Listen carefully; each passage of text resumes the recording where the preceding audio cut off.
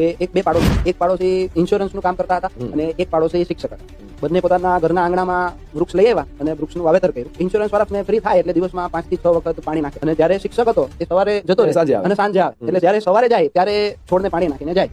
તો ધીમે ધીમે બંનેના વૃક્ષો મોટા થઈ ગયા, ઘટાદાર થઈ ગયા, બંને ખુશ હતા. પણ થયું એક દિવસ છે ને વાવાઝોડું આવ્યું. એટલે ભયંકર વાવાઝોડું હતું. એટલે જે પેલા ઇન્સ્યોરન્સ વાળા ભાઈ હતા એ તો રોજ પાણી નાખતા હતા, પણ એમનું વૃક્ષ પડી. અચ્છા. અને શિક્ષકનું વૃક્ષ એમનું એમ જ રહ્યું, એ પડ્યું નહીં. કારણ તો પછી બંને મિત્રો ભેગા થયા અને પૂછ્યું, ભાઈ તારું વૃક્ષ પડ્યું નહીં, મારું કેમ પડ્યું? હું તો રોજ પાણી નાખતો હતો, એક જ વાર પાણી નાખતો હતો. ત્યારે શિક્ષકે જવાબ આપ્યો ને એ શીખવા જેવો છે. શિક્ષકે એવું કીધું કે તું જયારે રોજ પાણી નાખતો ને અને હું પાણી એક જ વાર નાખતો, હું જે પાણી નાખતો ને એ વૃક્ષની જરૂરિયાત હતી. એ વૃક્ષની જરૂરિયાત હતી અને એને જો વધારે પાણી જોઈશે ને તો એ એના મૂળિયા લાંબા કરશે અને જમીનમાં ઊંડે જશે.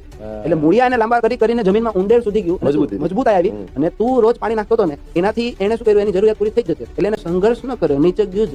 એટલે બાળકોને સંઘર્ષ શીખવાડવો જોઈએ. શીખવાની બાબત એ છે કે આપણે બાળકોને નાનપણથી જ બધી સુખ સુવિધાઓ આપી દઈએ છીએ. આજે મારા ફાધર કે મધરે અમને જે પ્રોબ્લેમો હોય એમને કેવી રીતના સામનો કરવો એ શીખડાવ્યું. પણ આજના પેરેન્ટ્સ શું, એ છત્રી લઈને ઉભા રહી જાય. બાળકોને કોઈ દુઃખ આવવા જ નથી દેતા. દુઃખ આવે તો એમનો કેવી રીતના સામનો કરવો એમને ખબર જ નથી પડતી બાળકને. જ્યારે એની અંદર લાઈફમાં પ્રોબ્લેમ આવશે ને ત્યારે એની સામે નહીં લડી શકે.